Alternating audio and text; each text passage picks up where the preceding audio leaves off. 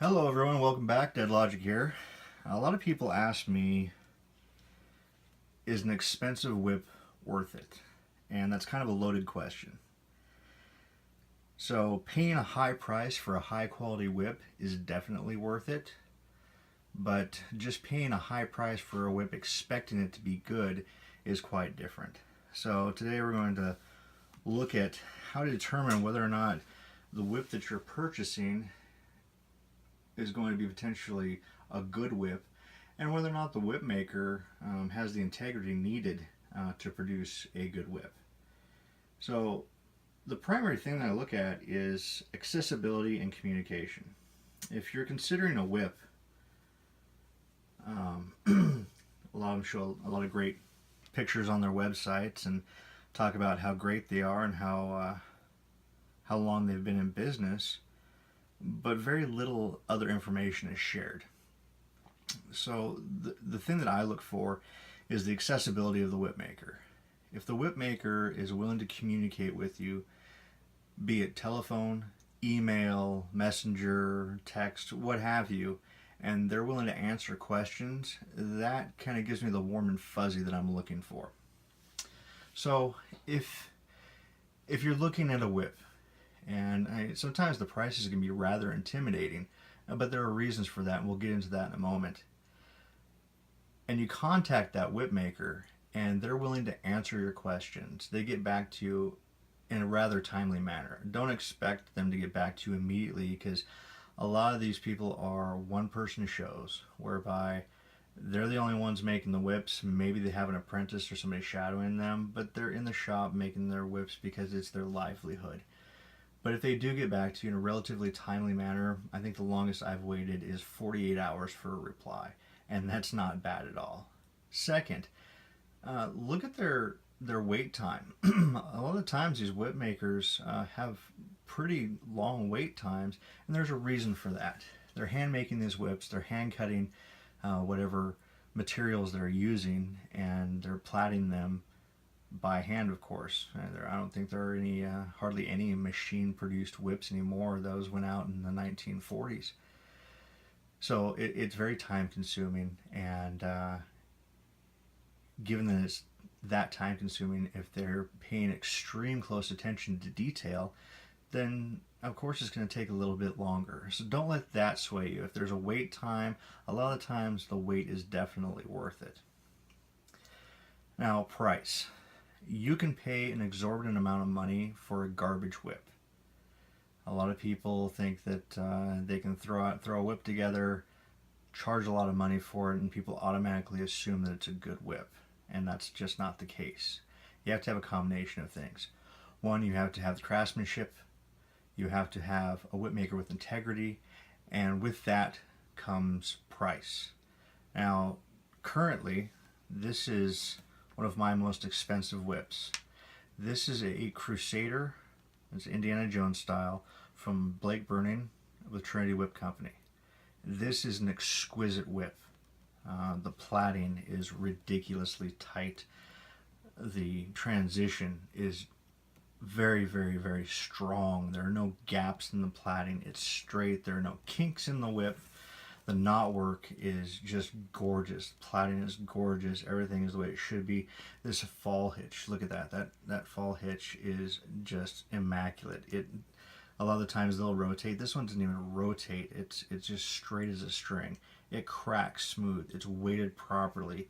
It's balanced just beautifully. This is the type of whip and the type of whip maker that you're going to pay premium prices for. This whip goes for around $730. And yes, that's a lot of money, but in this regard, you get what you pay for. This is a double belly rawhide whip. All of my whips are rawhide. Now, I can't speak on nylon whips, nor can I speak on the price of nylon whips, as I don't own any nylon whips, so I can't offer advice on that arena. But one thing I can tell you, as with any whip maker, ask them what the core or the bellies are made of. Ask them how their whips are constructed. I do know that a lot of nylon whip makers will use electrical tape in the bellies of their whips, and I personally don't think that's a very good idea, as the vinyl on electrical tape will shrink and it will expose that adhesive over time in the belly of your whip, and it ruins the integrity of it. Ask what they're using for shot, things of that nature. With a leather whip, definitely ask, what are the bellies made out of? Are they 100% kangaroo? Are they kangaroo and kip? Are they nylon? Are they manila? There are whips out there, some of them very nice, that have a cable core in them, but it needs to be galvanized, therefore it needs to be rust proof. I prefer a double-bellied kangaroo or kangaroo and kip core whip. Now this whip from Blake Bruning, he produced this in rather short order, and he is quick, but his attention to detail is insane. Another thing you need to look for is what kind of a guarantee your whip maker provides. Their number one priority should be their customer satisfaction. If that's not their number one priority and their only priority is to make money, then you need to choose a different whip maker. So, if you're looking to get a really good high-end whip, save for it. You're going to pay for it. You do get what you pay for, but don't be fooled into paying a high price for a subpar whip made by somebody that really hasn't been doing it all that long and they're just trying to make some quick cash. Ask them if they hand cut their strands. Ask them what style they cut their strands in. Ask them where they get their hide if you want to. Ask them whether or not they use barrel tanned. Ask them whether they use veg tanned hide. Ask a lot of questions, and any good whip maker will answer them to their best of their abilities. Also, ask them what their heel knot foundation is made of. Ask them whether or not it might be lead loaded, something like that. If it's constructed properly, if it's a lead loaded handle, or lead loaded heel knot, or they just stack a lot of artificial sinew with leather, both of those methods can produce phenomenal results. Just find out. It might be your personal preference. Ask them what the weight of the whips are. Ask them whether they're a light whip, a moderately heavy whip, or a heavy whip. Ask them how they measure the length of the whip. Whips should be measured from the heel knot to the end of the thong before the fall. Some people try to get away with selling you a 8-foot whip that's 8 foot to the end of the fall, and it just shows low integrity. This particular whip is a 10-footer, and it is in the whiskey color, which is just it's exquisitely gorgeous.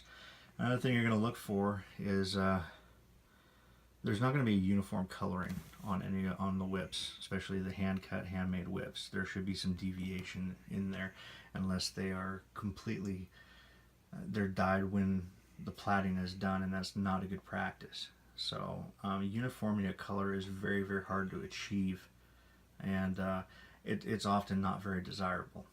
Now, if you are looking for a high-end whip and you're going to be paying those kinds of prices for it, my personal preference, of course, is rawhide. Rawhide is the strongest leather. It's the preferred leather of whip makers, and it is, quite frankly, the holy grail for high-end whips. So, hopefully this was informative. If you have any questions, or you'd like me to cover some more subjects on purchasing whips, pricing of whips, things of that nature when it comes to leather whips, please, by all means, leave a comment in the section. And if you have any suggestions on what else you'd like me to cover in terms of reviews and things of that nature, please do so. Also, if you are looking to buy a really high-end quality whip from somebody that will bend over backwards and make sure that you're happy and will communicate with you and even send you progress pictures of what they're doing, contact Blake at Trinity Whip Company. This guy knows what he's doing. They provide whips for all sorts of good stuff. A lot of your top crackers use these whips, and he just puts out a superior product. So thanks again. Like, subscribe, and share, and we'll see you in the next video.